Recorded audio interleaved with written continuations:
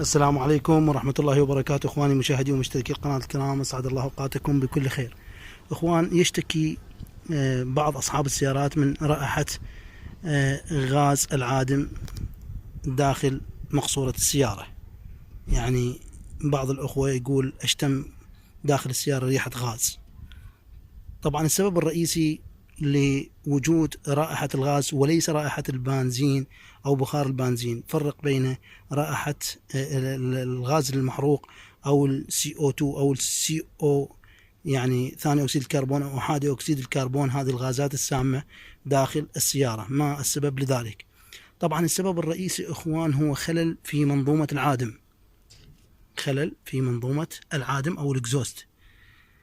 يعني يجب أن تتأكد من أنه الإكزوست أو الصالنصة من بداية المحرك، من ذو خروج الإكزوست من المحرك إلى النهاية، يجب أن تكون غير مثقوبة ولا يوجد فيها تسريب لغازات الاحتراق. يتساءل بعض الأخوة أنه إذا كان هنالك تسريب لماذا يكون في الخارج؟ كيف يدخل إلى السيارة؟ طبعا إخوان، كما نعلم أنه السيارة يوجد فيها نظام التكييف، تكييف مقصورة السيارة الداخلي. قد يكون في وضع الريسايكل أو التدوير، أو قد يكون في الوضع الخارجي بحيث يقوم بسحب الهواء من هذه الفتحات، حيث عندما يكون الإكزوست يهرب نوعا ما بعض غازات الاحتراق تدخل من هذه الفتحات، وعندما تتقادم السيارة فإن الفتحات والربر الموجود يكون متآكل، بالتالي تدخل الغازات إلى داخل السيارة. لذلك أخوان، أنصح بفحص الإكزوست أو العادم من بداية من عندما يخرج من المحرك إلى النهاية. قد تكون هذه الفتحة هي السبب، فتحة الإكزوست النهائية هي السبب.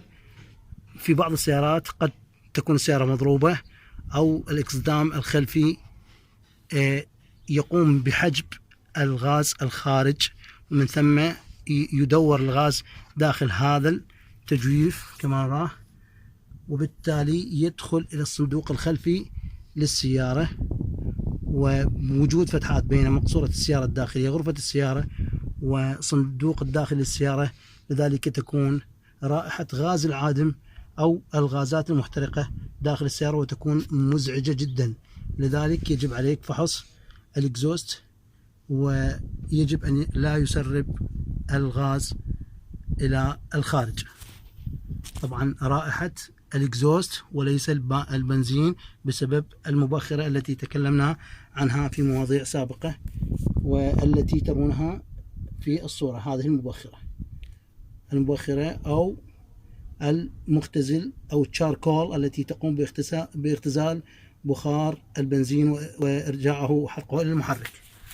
فعندما يكون الغاز تحت السيارة يدخل إلى صندوق السيارة كما قلنا، في ربر تحت سبير السيارة، تحت السبير، ويدخل إلى صندوق السيارة. وكذلك هنالك فتحات موجودة، أغلب الأخوة رأوا هذه الفتحات، ومن خلال هذه الفتحات التي تستخدم لمعادلة الضغط وكذلك لتهوية الصندوق الخلفي للسيارة، عند دخول الغاز إلى صندوق السيارة يدخل عن طريق بعض الفتحات هذه، والفتحات في المقاعد الخلفية إلى داخل السيارة. هذا هو السبب الرئيسي لرائحة الغاز داخل السيارة. والسبب الثاني كذلك لوجود رائحة البنزين أو بخار الزيت هو بسبب أنبوب بخار الزيت الذي يكون متصل بدخول الهواء إلى محرك السيارة. عندما يكون هذا الأنبوب مثقوب، كذلك تشم رائحة بخار المحرك أو بخار الزيت داخل غرفة السيارة. لذلك يجب التأكد من هذا الأنبوب الذي يحتوي على فالف ويتصل بالمحرك. ونلاحظ يقوم بإخراج البخار الزائد إلى دخول الهواء لغرض تزييت رأس البساتين يجب أن تتأكد من هذا الأنبوب. هذا أيضا يكون أحد الأسباب التي تؤدي إلى خروج البخار داخل أو دخول البخار إلى داخل مقصورة السيارة. هذا للتوضيح، والسلام عليكم ورحمة الله وبركاته.